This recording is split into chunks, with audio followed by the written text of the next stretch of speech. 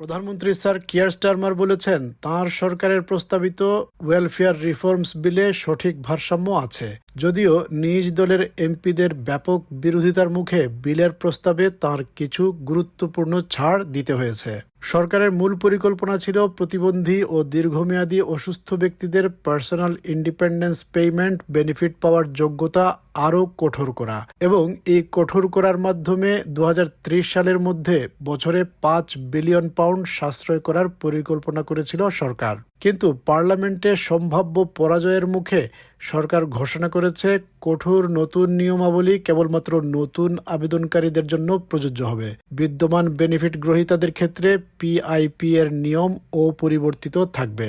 এছাড়াও ইউনিভার্সাল ক্রেডিটের স্বাস্থ্য সম্পর্কিত বেনিফিট ফ্রিজ রাখার সিদ্ধান্ত থেকেও পিছু হটেছে সরকার, যার অর্থ দাঁড়ায় এই সহায়তার পরিমাণ মূল্যস্ফীতির সাথে তাল মিলিয়ে বাড়বে। সরকার ঘোষণা করেছে পিআইপি এর মূল্যায়ন প্রক্রিয়া পুনর্বিবেচনার জন্য একটি পর্যালোচনা অনুষ্ঠিত হবে, যেখানে প্রতিবন্ধী সংগঠনগুলোর মতামতও অন্তর্ভুক্ত করা হবে। তাছাড়া £1 বিলিয়ন কর্মসংস্থান সহায়তা প্যাকেজ, যেটি আগে 2029 সালে চালু হওয়ার কথা ছিল, তা ত্বরান্বিত করে আরও এগিয়ে এনে 2029 সালের আগেই চালু করা হবে। The most important thing is that we can make the reform we need. We talked to colleagues who've made powerful representations, as a result of which we got a package which I think will work and we can get it right. লেইবার দলে অন্তত 120 জন MP বিদ্রোহের প্রস্তুতি নিচ্ছিলেন, কিন্তু disability বিলের প্রস্তাবে ছাড় দেওয়ার ঘোষণার পর অনেকেই শান্ত হয়েছেন। ডেইভ ম্যাক হিলিয়ার, যিনি বিলটি আটকানোর জন্য সংশোধনী প্রস্তাব দিয়েছিলেন, তিনি জানান তিনি এখন সরকারের পক্ষেই ভোট দেবেন। It's an offer that makes a huge change to disabled people, and a lot of us were very concerned. We were having people come to our surgeries on personal independence payments, really worried about what this would mean for them in the future. And so this guarantees them that support. তবে এখনও কিছু labour MP বলছেন তারা বিলের বিরোধিতা করবেন।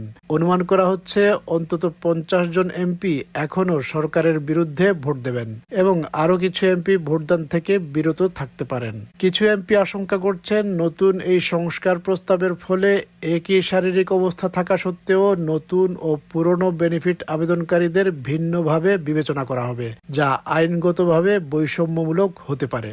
It would create a two-tier system in both PIP and the universal credit health elements based on when somebody became disabled. So you can have someone with the same disability, the same needs. One would get PIP, one wouldn't. One would get more in universal credit and one would get less. That bakes in future poverty. Conservative নেতা কেমি বেইডেনক শর্ত সাপেক্ষে সরকারকে সহযোগিতার আশ্বাস দিয়েছেন। তিনি বলেছেন, সরকার যদি প্রমাণ করতে পারে এই বিলে খরচ কমবে, কর্মসংস্থান বাড়বে এবং কর বৃদ্ধি ছাড়াই এই পরিকল্পনা বাস্তবায়ন হবে, তাহলে কনজারভেটিভ দল সহযোগিতার কথা ভাবতে পারে। That he has to reduce the welfare budget, that he has to make sure people get into work. At the moment, the bill doesn't do that. The U-turn makes it even worse. And they have to commit to not having more tax rises. Welfare reforms bill নিয়ে সরকারের এই পিছু হটার ফলে প্রায় £3 billion সাশ্রয়ের লক্ষ্য ব্যাহত হতে পারে, যা পূরণ করতে হলে কর বাড়ানো, অন্য খাতে কাটছাঁট বা অস্থায়ী ঋণ নিতে হতে পারে সরকারকে। I really believe these are positive changes. We've worked hard to get agreement on this. There's really strong commitment to the principles of reforming our welfare state. Those who can work should get help, and we have the biggest ever investment into employment support for sick and disabled people, but also to protect those who can never work, make sure their incomes are protected and make sure they're never reassessed again.